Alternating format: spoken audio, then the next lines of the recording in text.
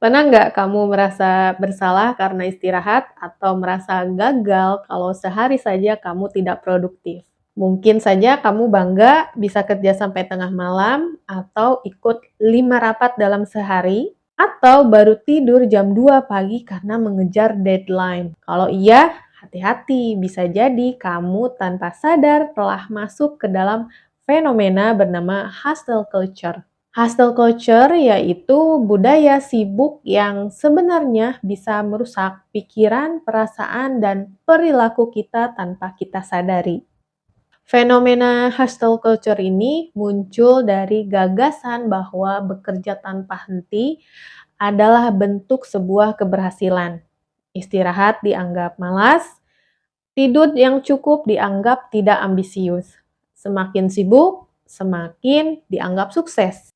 Fenomena ini berkembang pesat sejak era media sosial memperlihatkan gaya hidup yang dipenuhi dengan kerja keras, rutinitas yang padat, dan berbagai pencapaian. Muncullah kalimat-kalimat seperti sleep is for the weak atau you can rest when you are die. Di Indonesia sendiri, hustle culture sering kali dijustifikasi dengan kalimat mumpung masih muda, kerja keras dulu. Namun, pertanyaannya mau sampai kapan? Dampak dari hustle culture ini bukan hanya kepada tubuh kita, tapi juga ke aspek psikologis, yaitu pikiran, perasaan, dan perilaku kita. Dari sisi pikiran, individu yang terjebak hustle culture ini cenderung mengalami distorsi kognitif seperti berpikir bahwa nilai dirinya ditentukan oleh sebuah produktivitas. Mereka punya pikiran otomatis seperti kalau aku tidak sibuk berarti aku tidak berguna. Atau kalau aku tidak punya pencapaian, aku tidak pantas dihargai. Pikiran-pikiran ini menyebabkan munculnya tekanan internal yang konstan. Dari sisi perasaan, individu biasanya merasa cemas, tegang, mudah frustasi, dan mengalami rasa bersalah yang tinggi ketika beristirahat. Istirahat bukan lagi menjadi kebutuhan tubuh, melainkan menjadi sumber rasa bersalah. Dalam jangka panjang, emosi seperti kelelahan emosional, ketidakberdayaan, bahkan gejala depresi bisa muncul. Dari sisi perilaku, individu menjadi sangat perfeksionis, sulit menolak pekerjaan, bahkan terus menambah beban kerja, bahkan mengabaikan aktivitas sosial dan relasi. Mereka mungkin terus memantau email kantor pada malam hari, tetap bekerja saat sakit, dan menganggap semua waktu harus diisi dengan to-do list. Akibatnya muncul gejala burnout, penurunan performa kerja, hingga menarik diri dari lingkungan sosial. Secara teoritis, hustle culture bisa dijelaskan lewat beberapa pendekatan psikologi. Pertama, dalam pendekatan behavioristik, perilaku kerja berlebihan sering diperkuat oleh reinforcement eksternal seperti pujian, promosi, atau pengakuan sosial. Ketika seseorang sering mendapatkan validasi karena kerja kerasnya, ia akan terdorong untuk terus mengulang pola itu tanpa mempertimbangkan dampak jangka panjangnya. Yang kedua, menurut teori kognitif Ironbeck, distorsi kognitif seperti overgeneralization, aku harus produktif kalau mau dihargai, atau all or nothing thinking. Kalau aku gagal hari ini, berarti aku gagal sebagai manusia. Hal ini menjadi akar stres secara psikologis, atau all or nothing thinking. Seperti kalau aku gagal hari ini, berarti aku gagal sebagai manusia.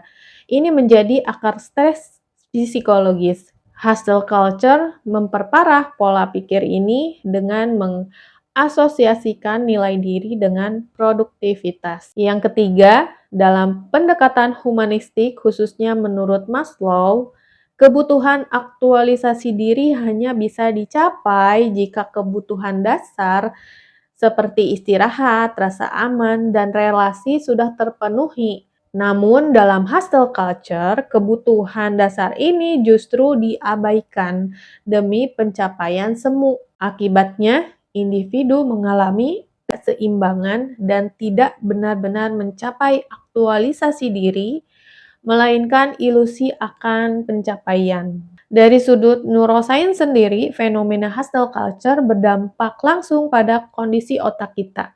Ketika seseorang terus-menerus berada dalam mode kerja tanpa istirahat, sistem saraf simpatik kita bertugas menghadapi stres akan terus aktif. Ini memicu peningkatan hormon kortisol, hormon stres yang dalam jangka panjang bisa merusak keseimbangan sistem dalam tubuh. Kortisol yang terus tinggi mengganggu kerja hipokampus, yaitu bagian otak yang bertanggung jawab terhadap memori dan pembelajaran.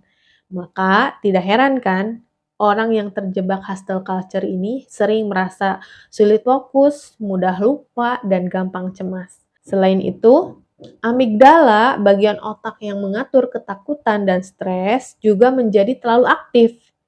Ini membuat tubuh berada dalam keadaan siaga secara terus-menerus, seolah-olah hidup kita sedang dikejar bahaya, padahal hanya dikejar deadline. Bagian penting lainnya adalah prefrontal cortex. Area otak ini yang bertanggung jawab dalam pengambilan keputusan, perencanaan, dan kontrol emosi. Saat seseorang mengalami kelelahan mental dan emosional, aktivitas di area ini akan menurun drastis. Akibatnya, orang akan menjadi lebih sulit berpikir jernih, membuat keputusan impulsif, atau malah kehilangan motivasi sepenuhnya. Salah satu kasus nyata yang sering ditemui di kalangan mahasiswa dan pekerja muda adalah burnout yang tidak disadari. Misalnya, seorang mahasiswi yang aktif organisasi, kuliah penuh, bekerja freelance juga, dan masih tetap ikut webinar setiap akhir pekan. Ia merasa bangga ketika tidak punya waktu luang.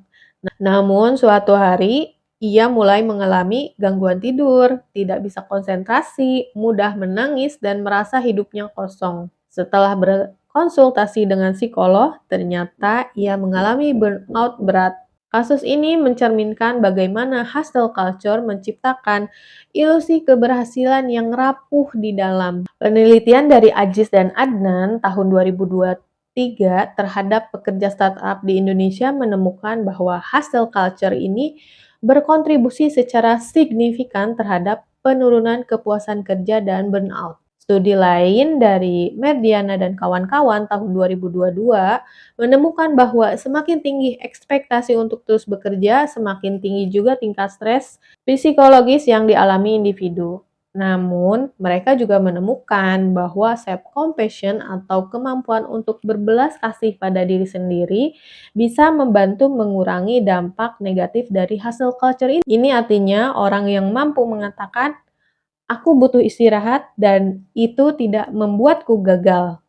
Punya daya tahan mental yang lebih baik. Jadi, apa yang bisa kita lakukan untuk keluar dari jebakan ini? Pertama, luruskan ulang makna produktivitas itu sendiri. Produktif bukan berarti sibuk terus-menerus. Produktif bisa juga berarti tahu kapan harus bekerja dan kapan harus berhenti. Yang kedua, bangun kesadaran tubuh. Dengarkan sinyal tubuhmu, lelah, pusing, susah tidur, atau cepat marah bisa jadi tanda bahwa kamu butuh jeda. Yang ketiga, latih self-compassion. Perlakukan dirimu seperti kamu memperlakukan sahabat terdekatmu. Berikan empati dan kelembutan, bukan hanya kritik tanpa henti. Ingatlah bahwa otak manusia bukan mesin. Ia butuh waktu untuk memproses, untuk menyembuhkan, dan untuk merasa. Kita bukan robot yang harus produktif setiap saat. Kita adalah manusia yang butuh makna, bukan hanya sebuah pencapaian. Jangan tunggu burnout menghentikan langkahmu. Mulailah dari sekarang. Ambil napas, berikan ruang kosong dalam jadwalmu, dan sadari bahwa nilai dirimu lebih dari sekedar daftar pencapaian. Teman-teman, semoga video ini bisa membuka wawasan kamu tentang bahaya hustle culture ya. Kalau kamu merasa terjebak di dalamnya, kamu tidak sendirian. Banyak dari kita yang pernah mengalami hal serupa. Yang penting adalah kita mau berubah dan memilih untuk hidup lebih seimbang. Kalau kamu merasa video ini bermanfaat, bantu like, komen, dan share ya. Sampai jumpa di video berikutnya.